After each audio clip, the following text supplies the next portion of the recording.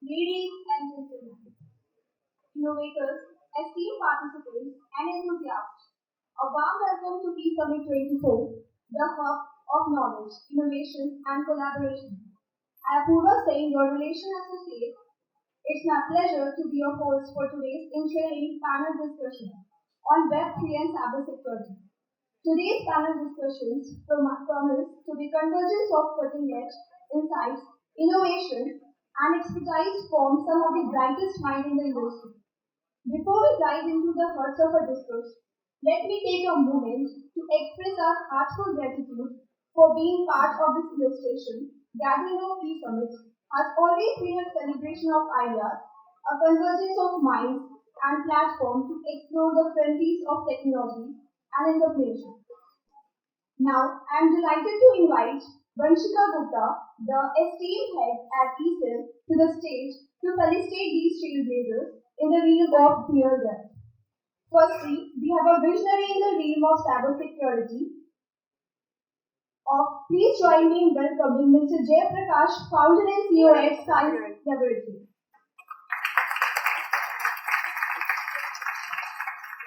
Next up, let's give a warm welcome to Mr. Prashant Maurya, co-founder and CEO at Civil Network.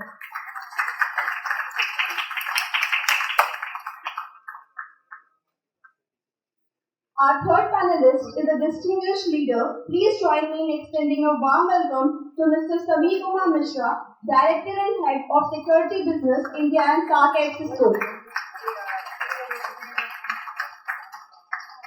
Next up, please join me in welcoming Mr. Kaushik Mohanty, Director of Engineering at Cisco. Last but certainly not least, we are also privileged to have a distinguished moderator, Mr. Sudeepan Sinha, co-founder and CEO at Chainrisk.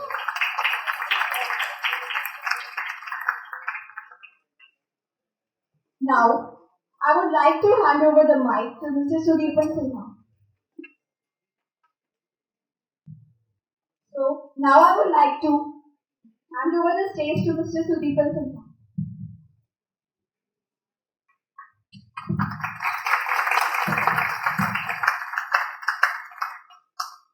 So, hi everyone. I can see a lot of familiar faces over here. But yeah, let's start off with what we've gathered on here today for.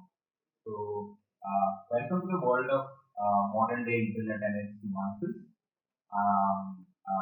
By the way, I'm Sudeepan, and I would be moderating the entire panel right over here today.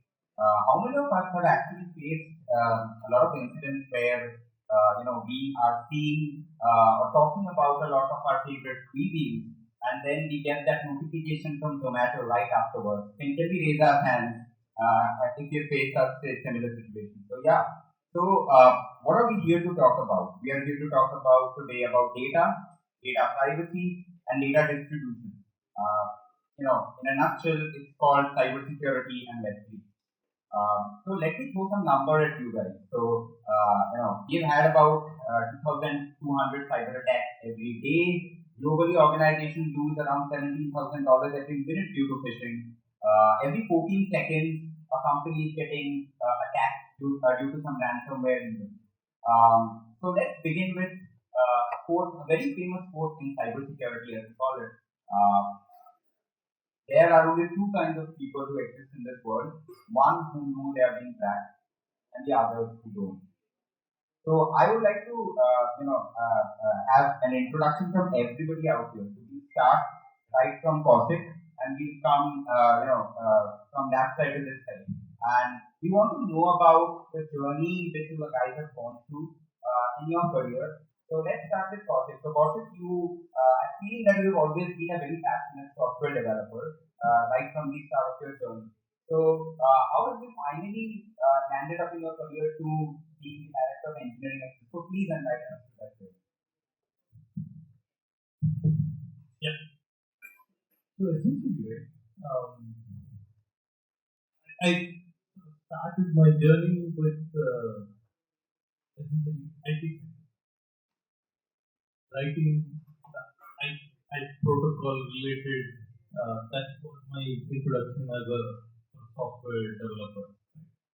And gradually, as I went through in terms of sort of at that point of time in the early, I would say late 90s, early 2000s, that point of time you had SSL VPN coming into the picture. And when a new technology comes in, there's a lot of fad around it. And it was touted to be the IPsec killer. Okay? Ultimately, what happened few years down the line was both coexisted for the different use cases. And this is a very key thing which we sort of learned that technology is essentially a tool which tries to solve problems. Technology by itself doesn't need much. And then gradually sort of I moved on working on web security, email security, endpoint security, and then network access control and all. So all of this is related to the cyber security domain. I've been fortunate enough that I got introduced to it very early in my career. And that was something I have sort of been passionate about and have continued in that. तो ये चोर police का game चलता रहेगा.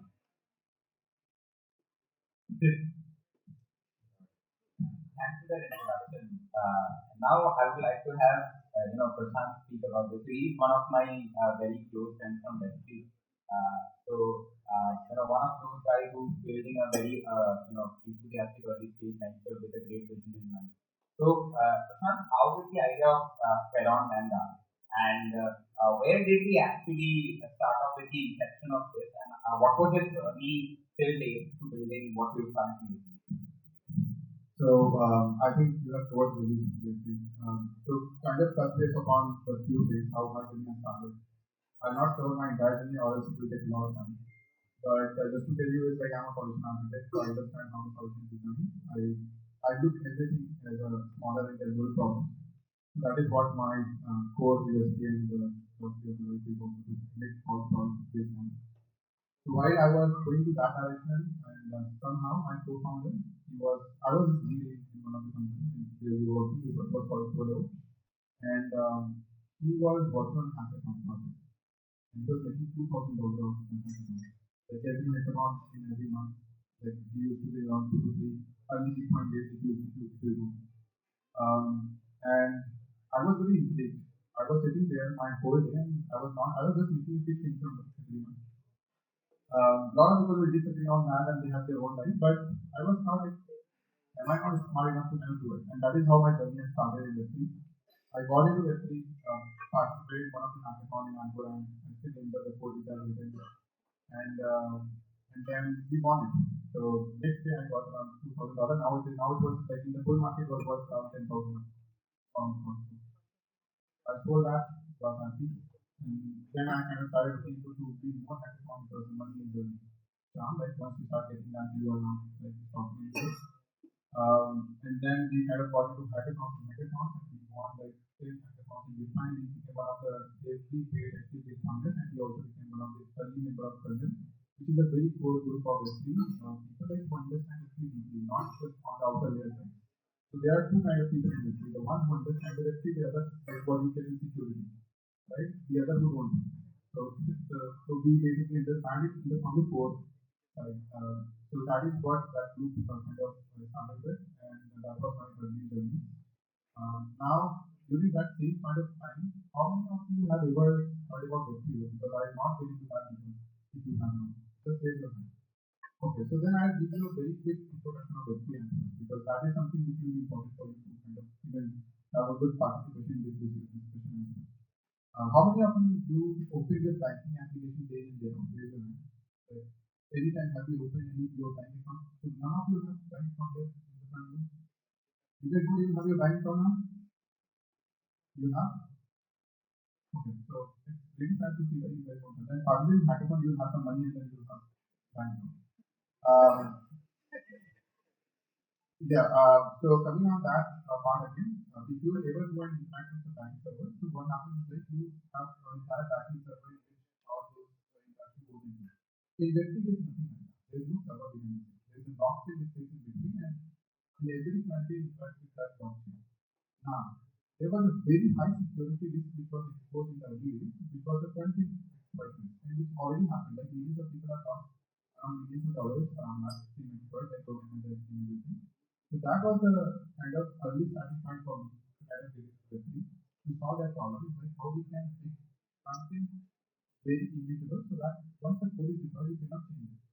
Because the moment you bring the immutability on the country side as well, then it also solves the problem of like you basically resonate with the same thinking with the blockchain. So that was our starting point, and then we realized that we were very early in building that. But good part was that we raised enough funds and we survived.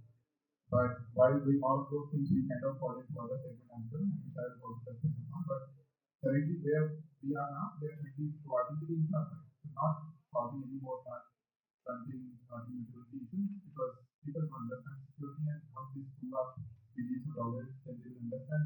Then that part of time we might come back again and solve the problem. But I don't think that is the issue at this point in time. But what we are solving now is one of the major problems. All the cloud currently is a cloud. So, okay, like, how many of you know AWS? How many of you know Cherry Server? No? Okay, see, this is the difference. Cherry Server is a bare metal server provider in Europe and one of the biggest. Cloudflare, how many of you know? Okay, come on. So, Cloudflare uses Cherry Server for data centers, right? So that is where the business composition, that is what we want to do. So we want to eliminate cloud so that the dependency on the cloud goes on.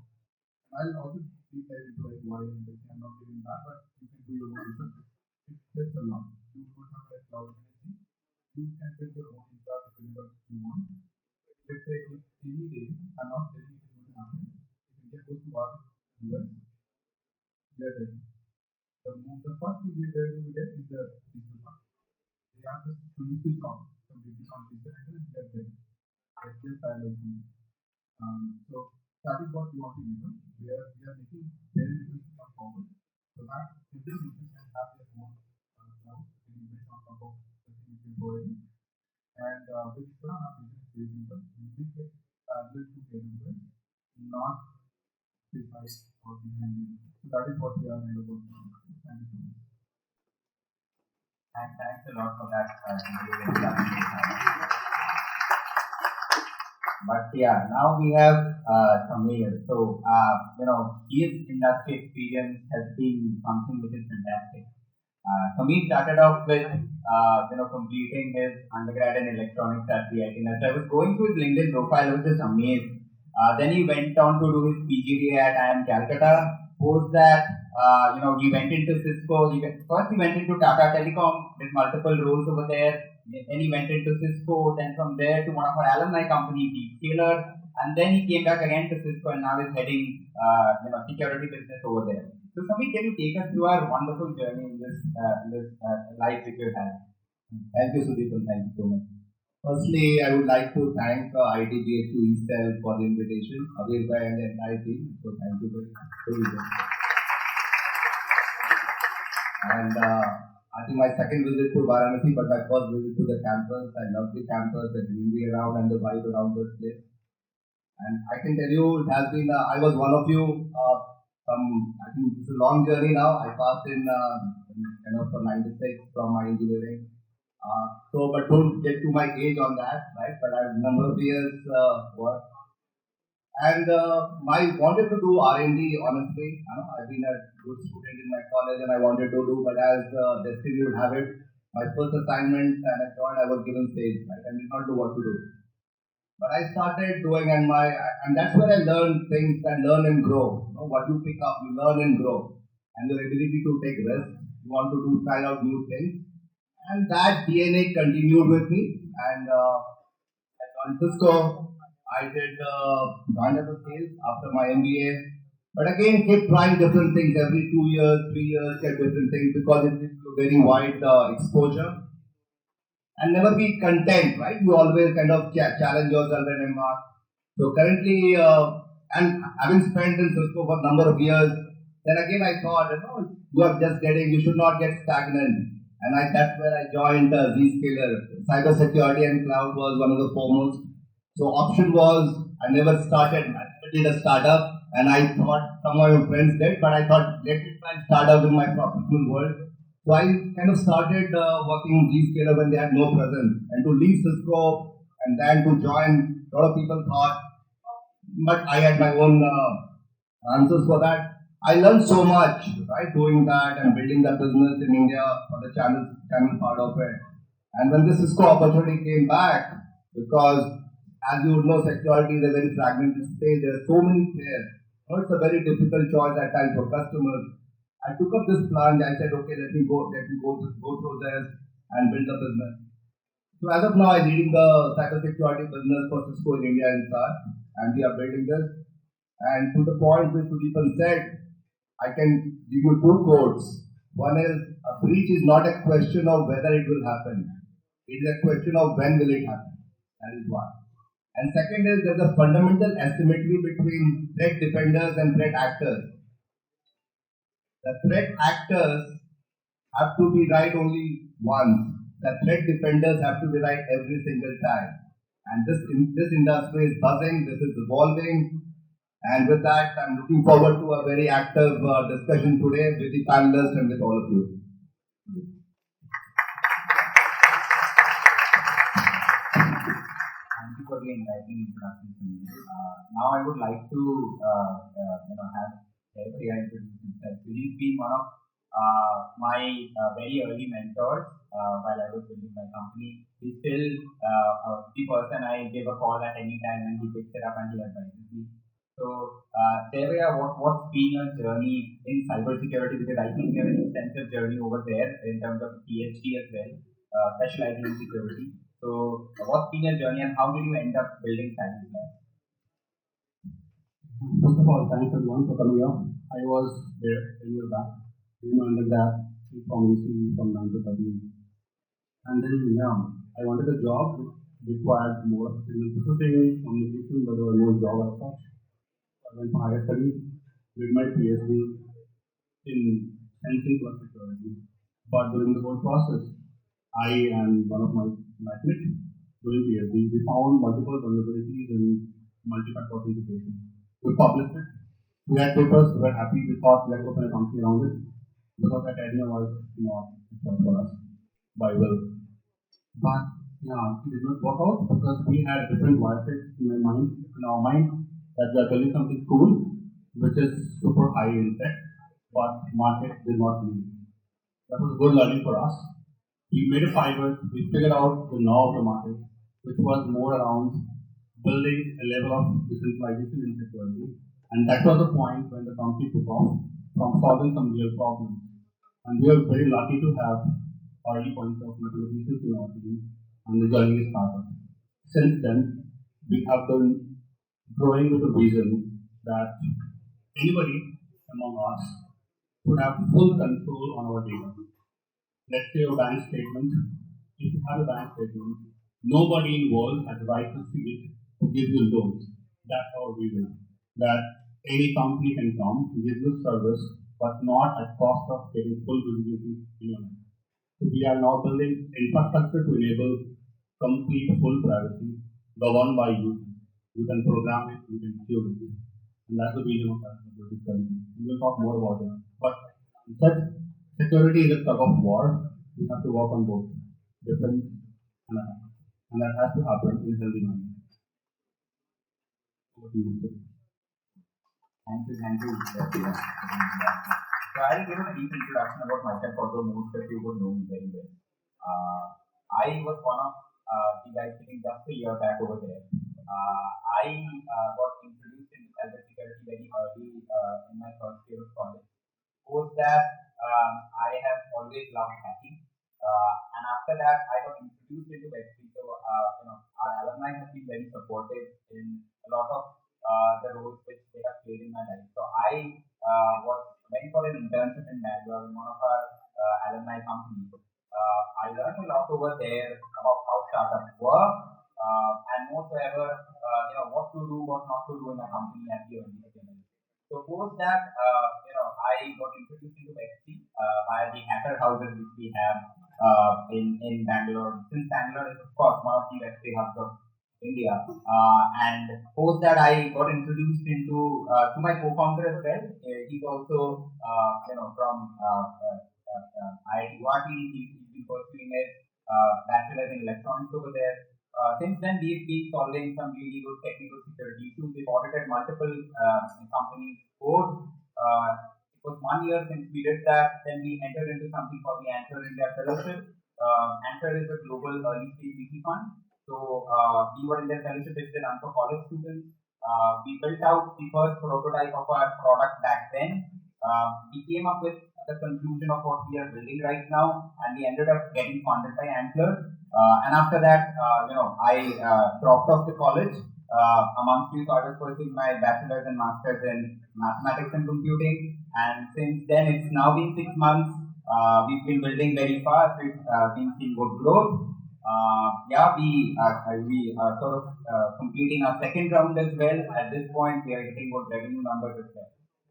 So that's a brief introduction about myself. Why I am introduced into security, I am interested in security as a whole is, if you see about the Web3 landscape, then the hacks which are happening, they're very huge. And think of it from a consumer perspective. So banks getting hacked in Web2 and you losing your money. Then the bank is reporting to the SEC or the SEBI in India, right? But in case of Web3, once your funds are lost, since it's not regulated, nobody is actually responsible for it. So let's say you lose $1 million just overnight. It's really scary to even think about that. So I think that scary thing actually motivates me to wake up every day and build this and solve this problem on a generic and general world perspective. So yeah, that's a bit about me. But I'll dive into the questions at this moment. So the way we'll go is, I'll ask one question and I'll let everyone speak on it, because everyone over here is very experienced in their own journey in life. So I'll let all of them contribute to the question. So the first question is very fundamental.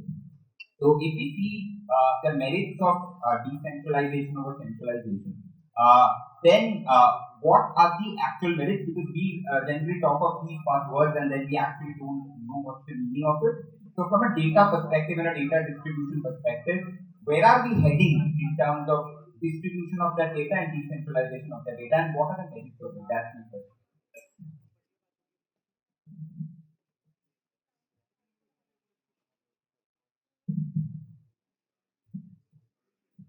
So I'll put this somewhere because that is where I was recently kind of working on. How many of you know AI, like ChatGPT? Oh, okay. So right? So ChatGPT can be biased for anything. Do you have understanding about it and what's value, and anything?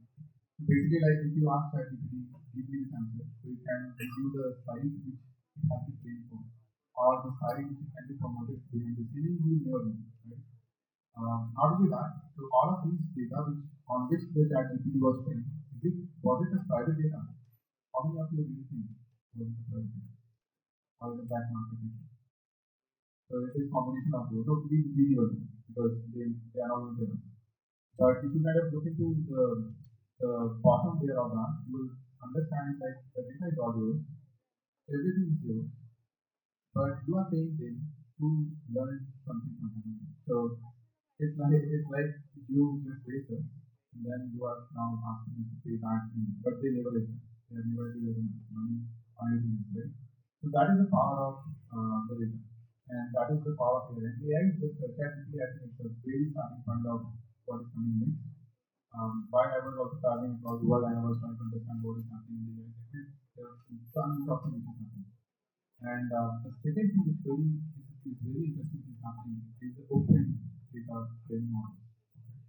Where what is going to be happening is if they're using your data, you will get paid for it. And not like free of cost, right?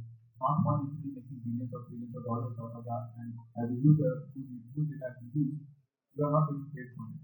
So that is where the decentralization plays a very vital role in terms of, and what I think they also have mentioned, what their company is also doing, is also going to play a very vital role, because now imagine if AI company called wants to access your data to train on their services. They literally can't do it if it is being secured by NPCs or any such kind of a security model which are out there. They are still decentralized, they are still open, but they are still controlled by some of the sophisticated engineering out in the world, so that you can't just access it. And that is where the both comes decentralization, something together, it has its own ways around it. Now, decentralization also has a lot of demerits as well. It has everything has both merits and demerits. Right?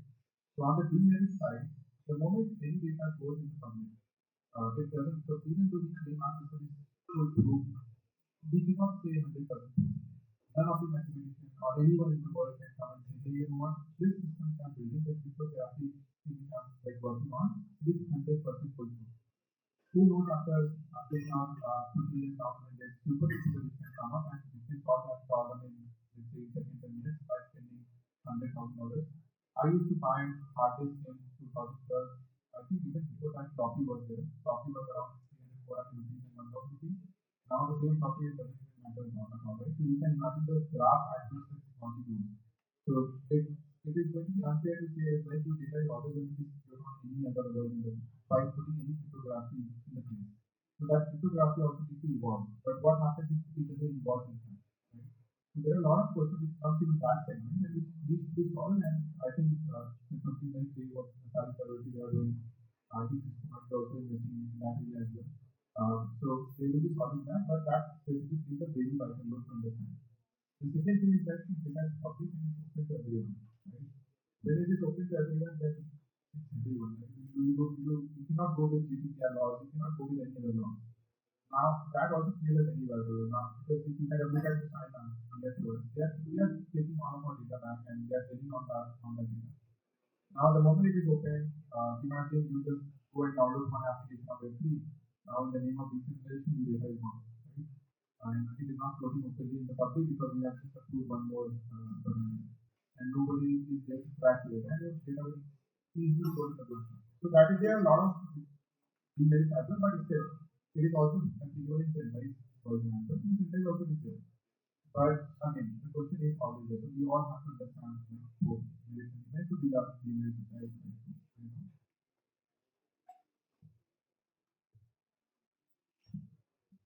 So, building on what said by Prashant. Now, today the internet that we see is mostly sort of centralized data. That is why you click on something like applying to Varanasi. TripAdvisor sends you multiple links saying, hey, these are the things to visit in Varanasi. Now, truly, is our private data private? Answer to that is no. But at the same time, the extreme side of it, in terms of decentralization, has its own set of challenges which need to be solved. Coming to how the future will be with respect to data privacy and all, it's more to do with, I think, decentralization will increase. At what pace would be the question? I don't think anybody would have that answer, right? When we talk of healthcare, when we talk of finance, those are critical verticals where unless we have the question of can they be secured properly, some of the problems which are being tackled by the companies that are getting built, right? Unless we find solutions to that, there will be more problems that we will see. What remains true though is technology will evolve more towards decentralization. The pace of it we will all see. Thanks Prashant and Kaushik. So I will add on to that. What I think is, we'll move to a hybrid approach solution where we kind of use like a data mesh thing, where we kind of get the best of both worlds. And how the data, if you look at how the decision will be done, and all of you would have heard the DPDP Act, Digital Data Protection Act, right, which the government passed. It will depend on where the data is intended to use, right, data ownership, and the entire governance model around it. And all these things have been kind of ironed out in the bill in terms of clear roles and responsibilities. That would be the data owner, fiduciary, and the data processor. And I can share one data point with you. We did a survey in data privacy. 92% of the organizations said that customers will not buy their product or a solution if they have doubts about data privacy or data protection. So data protection is a value-based asset. It is no longer a compliance. It is a business imperative in the business. This is so important. And he gave the examples of the slide. Similarly, take the example of YouTube. Right? It will give you notifications of videos based on your browsing history, or Swiggy or Zomato will give you options of restaurants. But there's also a risk of your credit card information getting kind of leaked. But if you couple that with an open banking, where you as a student and I as a user have options where I can decide where I can share that information, that helps, right? That adds to data protection, that adds to data privacy. And another example is Aadhaar. All of you have Aadhaar. All the citizens' data is stored in country within India shows. But that is, at times you access it for entities, whether it's DigiYatra or it is CoWIN. So you get access. So that is what we think, and it is evolving area. So hybrid, and obviously the trade which was decentralized, but hybrid is the way. I think that's my personal view how it is looking for. Pretty much everything has been summarized. We as a company try to understand the whole principle of decentralization from a framework which has three dimensions: visibility, security, and empowerment. So decentralization has a lot of things to do with empowerment. You can envision as a shared custody or shared control of the data or your secrets between you and a company. It can be a bank, it can be a government. That's one element. Another element to understand is how can we reduce the risk during computation and storage. Let's take the example of Aadhaar card. Currently, your Aadhaar card is in one storage owned by the government, but probably that's not the best model. Why? Because once a company, whether national staff, national state, or someone who claims and attack that, the whole data is gone. We have to build something which is decentralized. So data are distributed into chunks in different centers so that there is good amount of redundancy and there is no leakage for single point of attack. Similarly, we also need to provide distribution in terms of computation. You can perform computations in a distributed fashion. These are the key elements which we have to understand and then build around different nuances. It's a very beautiful thing. You can open up beautiful applications just by diving deeper into what you can do. Yeah, I think that really summarizes a bit on what decentralization actually is, and the merge between centralization and decentralization. What I also feel over here is that many of us are actually using internet, but people are not internet educated. That is, we are all at a place where we are educated in a lot of other things, but we're not actually internet educated. What it means to be internet educated is, there will always be centralized applications in place, but what permissions are you giving to that centralized application is very essential. For example, if you have a calculator and that is asking for a permission to your camera, then that's a problem. You should not give that permission to that calculator, right? So I think when you're using a device, when you're using internet, then you should be educated how to use devices, how to use internet, and I think as a crowd you should be very aware of that fact. So now moving to security for people, to authentication, right? So we have seen the authentication. We all know about two-factor authentication. We all know about multi-factor authentication. So we've seen the authentication features grow over time. We now hearing some buzzwords like multi-party computation coming into the picture, and we're also hearing something called zero-knowledge proofs in Web3. So where is the authentication market going ahead, and where are we heading to? In terms of also what are we doing at Cisco to increase the authentication of not only B2B consumers, but also, let's say, from a government perspective to the vital information which the government holds. So thank you, Sudeep. So one area, look at the traditional pre-COVID world. Right? Pre-COVID world, if you know everything is on the network, on the data center. No, you are accessing applications which are in the data center. Now in the post-COVID world, no, whether as a student or as an enterprise user, all the applications, it's a cloud-first world, it's a digital-first world. Applications are hosted either as a SaaS application or in the public cloud. And users could be any, like you are accessing application either from here, or I'm just saying I have to access a Salesforce in Cisco, and to approve something, I will get to a Wi-Fi network of ITBHU and I have to access this. So there are two things to it. So hybrid work is here to stay. People will be accessing applications on a SaaS or a public cloud through managed or unmanaged devices, through either secure or unsecure networks. That is bound to here to stay. Other thing is, once you do that, so identity becomes very, very important. Right? And that's where we started with two-factor authentication and then a multi-factor authentication. But let me tell you, the world is moving toward a passwordless authentication. Because if you're working, like I'm just saying, somebody is working as CEO of a company, and every time he has to authenticate, it is frustrating at times. And it has come from some of the CXOs. And at times it's also user experience. A lot of development is happening in this industry is for the user experience. And it's not only the user experience of the IT ops or the developers, but all user experience of the users who are using it. And security has always been seen as an inhibitor for productivity. People think you're putting so many security tools, my productivity is going down. But that's the way we are working towards how you build software and systems which are user friendly. So I think Sudeepan is moving toward a passwordless, right?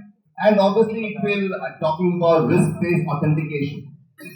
And it will look at your data and the parameters, and based on that, using the passkeys. That is where we are. Are we there? We are not there.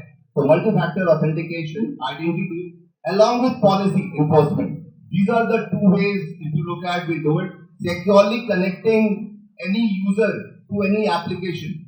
That is what the vision is. And I would end that and the other panel.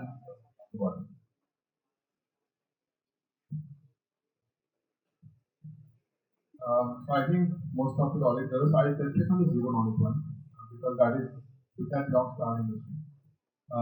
So on the zero knowledge proof authentication based model, what happens is that you usually don't share anything. It's a really a passwordless kind of signing mechanism. But in that, what happens is like you don't have to go and pass any kind of password or anything else. You just submit a proof by stating, hey, you know what, this is my Aadhaar card. So if I ask you today, if you have to prove yourself like this one is Aadhaar card, how you are going to do that?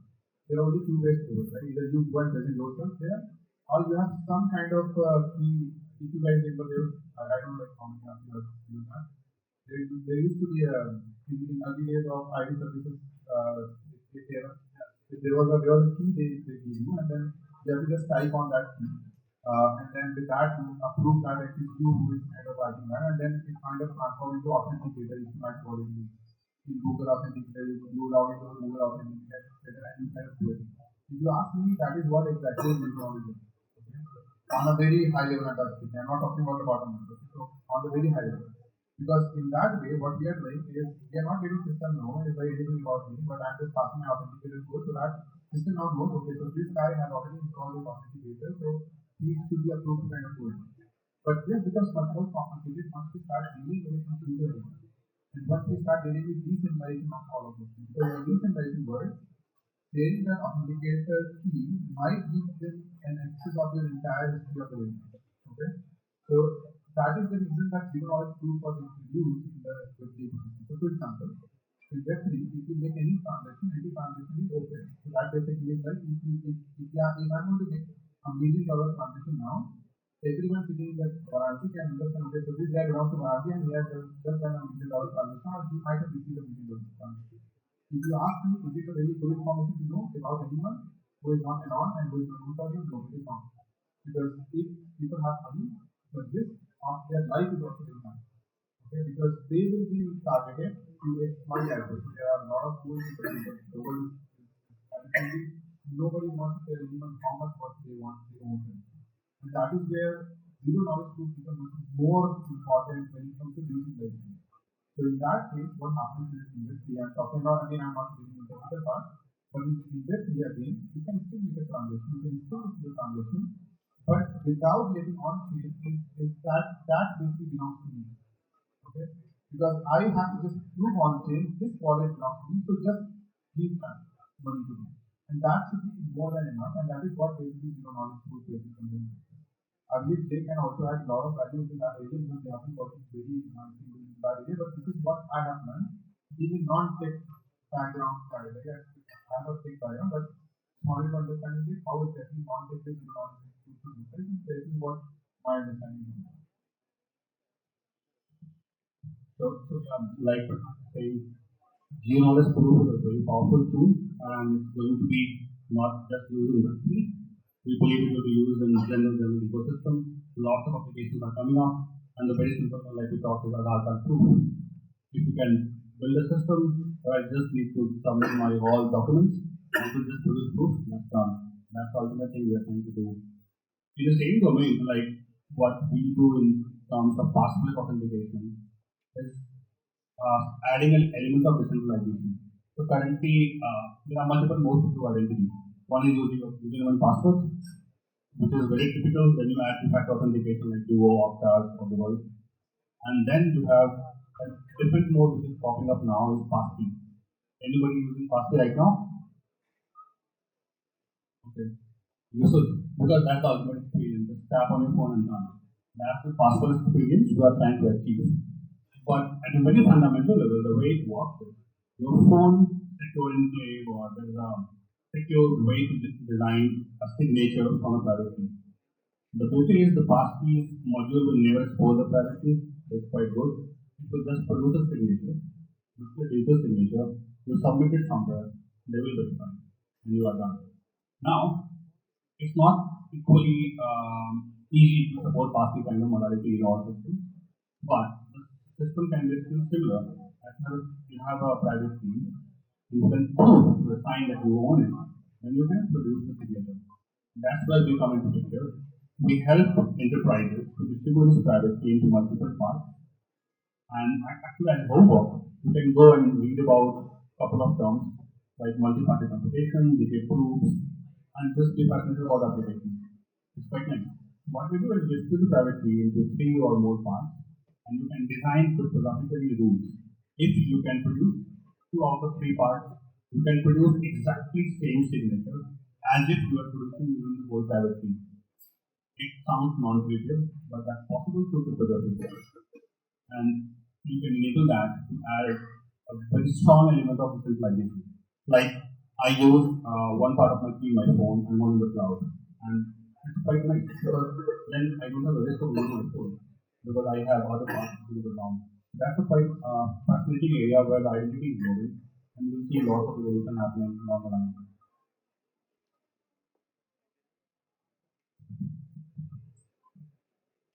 So, pretty much it has been covered. The thing is, see, the authentication technology aspect of it will continue to improve towards, let's say, there's the term coming up as quantum safe. Now, what happens when quantum computing, which is pretty early in its stages, still early, right? Once that becomes reality, can our existing authentication mechanisms hold? And that is where you will see technology evolving towards quantum safe. But at the same time, what was Sunil alluding to in terms of risk-based, right? There's also an element of authorization. Once you authenticate, right, what do you get access to? And that is where your posture of the device and all matters a lot, because if you are a student and you are entitled to access to a certain element versus a professor who might have access to other things, right? So the authorization combined with authentication is something which is which is extremely sort of critical towards the security and the segmentation of a network. This is how again probably it is going to evolve. Nothing much to add further to this. Cool, sure. So we have had a lot of technical discussion. So let's get into some question about business. So whether we are a startup or whether we are in the MNCs over here in the panel, at the end of the day, we're all doing business. So a very important question which comes over here in terms of number one is to all the security people over here is security as a concept is very complex. Very sales most easy. But the customer understands the pain point the most well, right? In case of security, when you are going and selling your product or service to a company, he or she at that point of time might not even understand what the technical flaws are in their systems and might not understand the pain points. It's very difficult to sell. So what narrative are we setting in the industry to do this? And an add-on question to Prashant for this. So they are competing with AWS. So everything is around narratives in a business. So how are we setting the narratives in case of Seron so that we can compete with AWS and set up a narrative to the clients we are serving to? So everything around narratives. So how are we doing that in security? How are we doing that?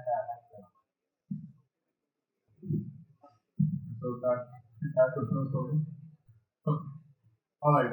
So first thing on the security part, so when you use cloud, you are not secure. Understand? The reason being because whenever you deploy anything on cloud, all you are deploying is on a virtualized environment which is being controlled by somebody else. So what does that basically mean? That basically means that if you are putting your X on that particular cloud, that X is visible to the local terminal there, and the moment you dump that terminal out, you can easily access the data because this is how it is. And we all have been told in our entire life, and this I got to know recently, like this is how it happens. And that is one of the reasons there was a law which has been passed in Europe. I think that's still working on. I don't know if it has been passed or not. It has been asked from the cloud vendors to install key-based device on in-cave or some kind of technical term which other folks can also add on. So key is like a execution environment in which the moment you run anything, it doesn't. The moment even if you come to memory, it is not out. The data will be never out. So that is what that key basically means. It is provided by certain infra on the bottom there, like on the side, but AMD is working on one thing, Intel is working on one thing, so those are that they were doing. Now, just to clear that out, okay, so before even I jump into the other part of it. So cloud is not secure. Now to solve that problem, how we are trying to, so first, we are not competing with AWS because we are not talking $1 billion companies. We don't even have a power to compete with them. We are a small company and we just want to run parallel with them in certain application areas. But how exactly we sell it? It's very straightforward. If you are looking to optimize your cost, if you are looking to optimize your security, then own your security. Then you don't have to give all your security to anyone else. And this is what we have done in Web3. So in Web3 there is a term called custodial, like non-custodial wallet. Not your keys, not your security.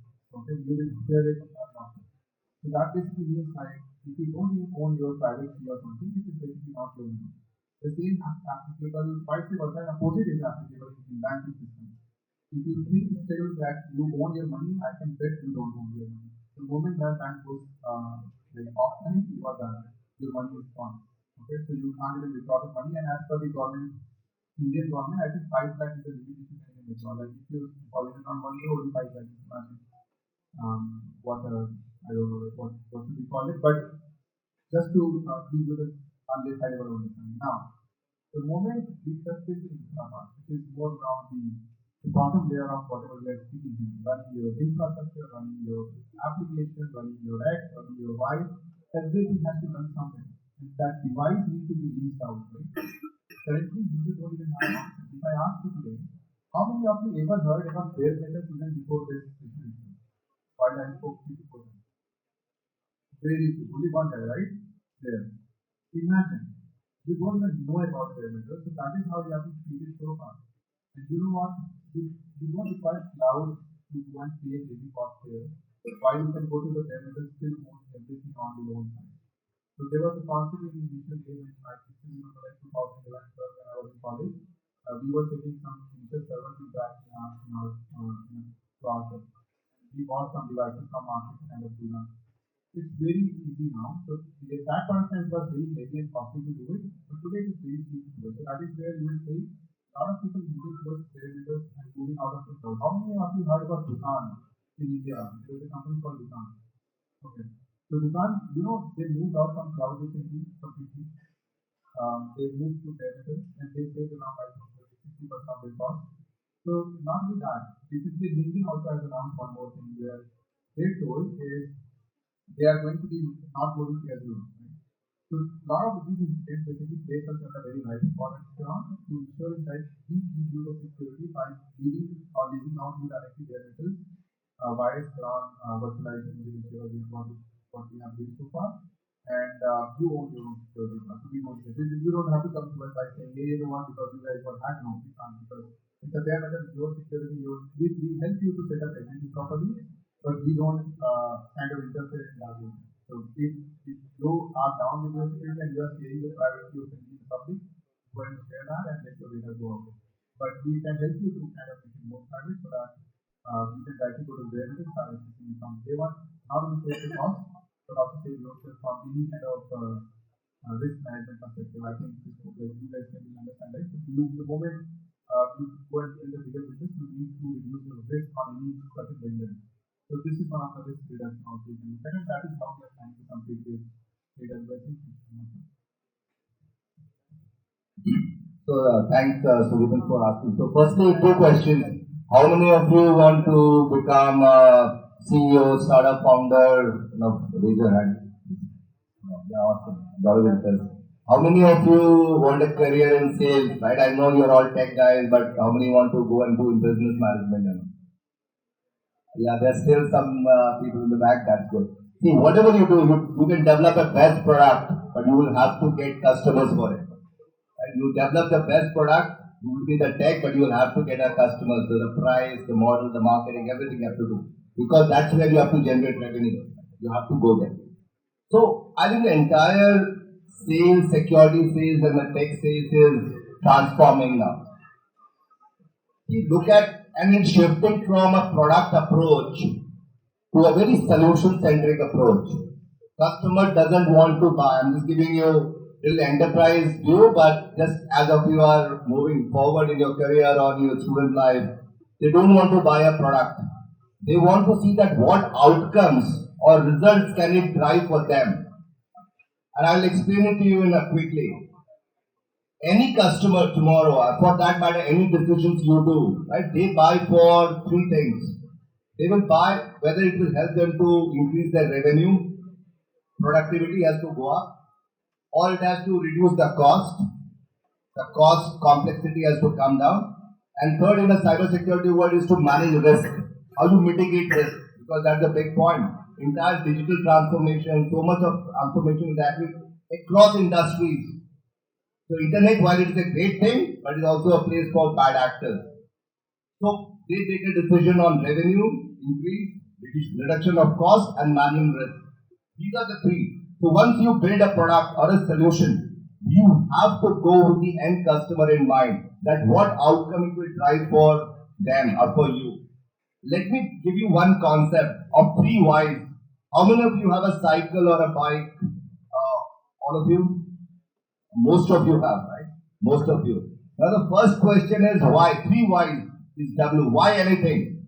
Why do you need people who doesn't have? I'm assuming you have to buy a bike. Why do you need a bike? If you have a cycle, you think not required, right?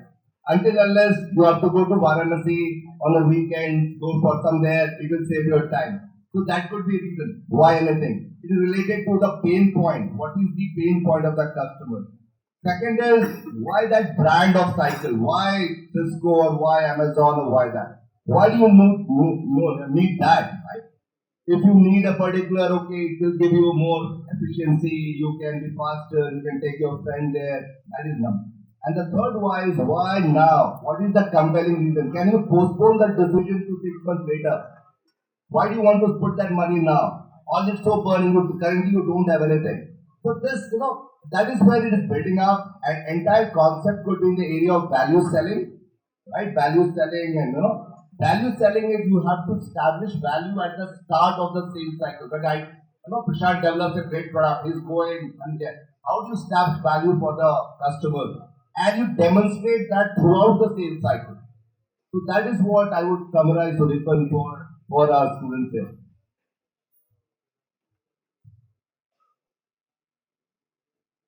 I think that's quite summarized up, but I think we are short on time as well over here. So there might be a lot of questions in your mind. You can throw them up, but after we are done with this, we are all on LinkedIn. You can throw those questions up to us. But if you talk about data, and I'm just giving an ending note on this. So if you talk about data distribution, data privacy, then currently we are in a situation where we are seeing the buzz about AI. We have already seen centralized training plus centralized deployment, which is done in GPT, ChatGPT, OpenAI, which is a model. We have already seen centralized training plus decentralized deployment, which has happened in Llama 2. And finally, we are moving towards a world where we are doing decentralized training plus decentralized deployment, where we would need a decentralized compute, because the costs of compute is very high in a centralized environment. So that's in it from the perspective of a decentralized compute. But along with decentralization of compute and data, as we all spoke about, there comes a huge narrative of how it increases your security concerns. So decentralization does not necessarily mean that it is decreasing your security concerns. It brings a new set of security concerns. I think that's how I would like to end it. We would take up 2 questions from the crowd. So the way we do it is, you just raise your hand, tell to whom you are asking the question, and then go ahead with the question. Go ahead.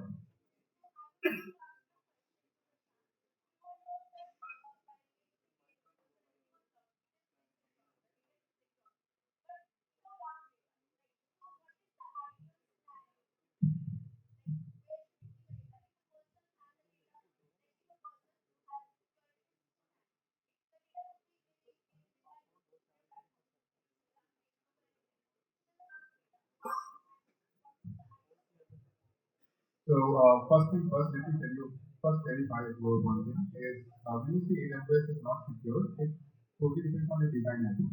How you are designing the entire system around it. So let's say if you are putting a data on AWS also, but imagine if you are using even before uploading to their S3 object or S3 bucket or whatever, then it is secure because you are executing it and they don't have a privacy of it, right? So that is one point, just to clear it out. Now coming to your day in day out activities, like whatever you do. So for example, you are scrolling on social media. So what you are doing basically, like you have given a file to Instagram or Facebook or someone, right? To kind of post or see your things on there and then give you the feed and everything at the runtime. How they are able to do it is because they have the access of yours. You have already given them an authorization where while okay, so you guys might not have seen there is a terms and conditions which comes in which has around hundreds of thousands of lines into it. And you know what is legally? Like I spend a lot of time because as a CEO, my job is also to kind of learn legal part as well. So I spend a lot of time with my legal team as well. So those thousands of lines are put there just to confuse you. Okay. And in reality, those thousand lines doesn't even require. If you just try to do one thing, is you know what?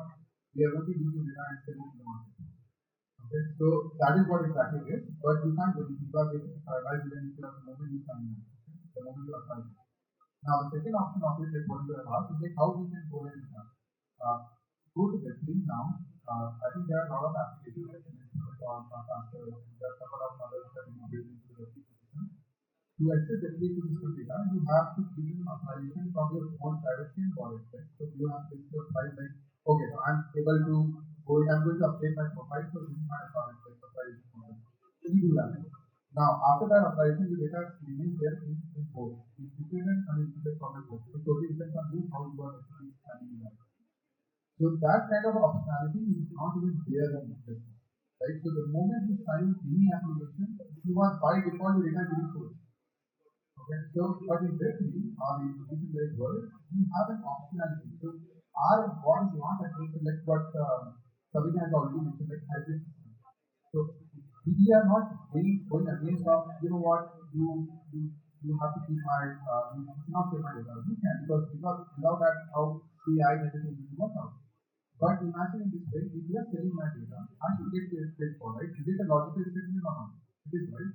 So let's say if Facebook, okay, so how many of you have ever received an email from Cambridge Institute after 2007 or something?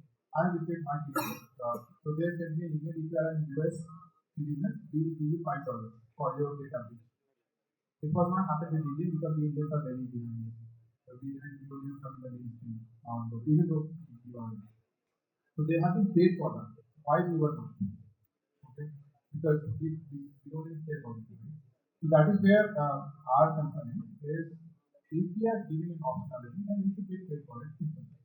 Nothing like that. So if you are making billions of dollars, that billions of dollars is because of me or because of you. I bought $10 of product and you are charging that kind of advertising cost of $5. Then $5, one person has a royalty to come to me, not me. Right? Because there is saving cost. So that is where we are getting into, not into a like this data is going to be private. Because it totally depends on you. Even today, in centralized system also you can design a system, but that will be very complicated and very like not sustainable way to kind of go forward. Hope I have answered your question. Thank you. Any other questions if you have? No questions?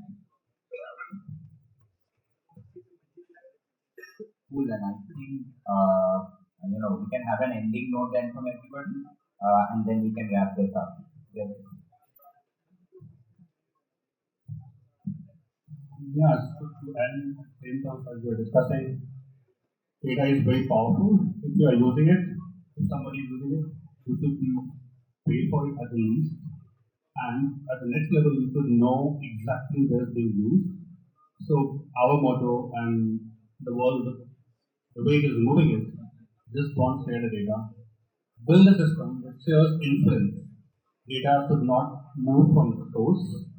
Build the infrastructure so that you can communicate, compute, and just share the output. It's hard, but probably some of you can solve it. Thank you, Jay. So yes, data privacy, data is a valuable asset, is a business imperative, is the way companies have to look at doing their business. And all of us want our data to be used legally and ethical purposes. So that is the top of the concern for all of us. Gen AI, everything is going to disrupt and this is going to kind of they have a big role to play. But there's also, we talked about responsible AI, right? Responsible AI. And that is how it is important that how do we drive this entire governance model around it. A lot of companies are working on it, and that is going to take this industry to much greater potential and much greater distance. So for me, on our Sean and my personal view around the entire data and everything is the optionality. We have never given an optionality to choose something or anything else. We have been just forced to kind of go and choose this path. And a lot of you also sitting there might be already knowing about it. Like most of you might also be like forced to go and do the agency. If not, then that's good. If yes, then that's bad. This is what exactly is happening. And our focus is really on one thing, to provide users and the companies across the world optional choice to go and choose out of cloud and go to the bare metal. So that is what we have been working on, and we are ensuring that security and everything comes around because a lot of security products can be built around it. So if you are able to build something amazing, I would again recommend don't use Steron. You don't have to use Steron to do all of these things, but go and check out bare metal. There are a lot of companies, very fantastic companies in India who have a lot of bare metal to build out. Go and talk to them, deal with them, build your own cloud. That is what I call versus like rely on somebody else. Thank you so much. So,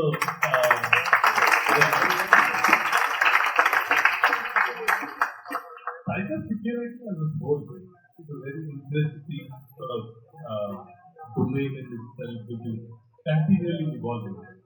Now, what I typically think of is it's a good avenue to sort of learn if you're really interested, right?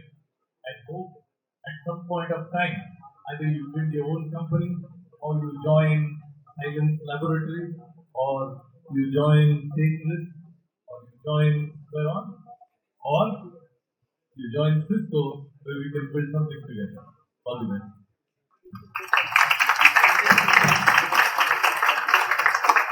Yeah. So all the 4 to 5 of us will be here for a few minutes. So anyone who wants to have a conversation can reach out to us. Apart from that, we are reachable on LinkedIn, we are reachable on Twitter, so reach out to us over there as well. And yeah, happy to take up any questions further down the line when whichever question you have. So yeah, but don't forget to network. Use this summit to network the most, because your network is equal to your network. So yeah, ending it that way. It was great pleasure seeing all of you here. Huge crowd, and I didn't expect such a huge crowd in a cybersecurity panel. But okay, cool. We made it all happen for me. So, I think another class is itself.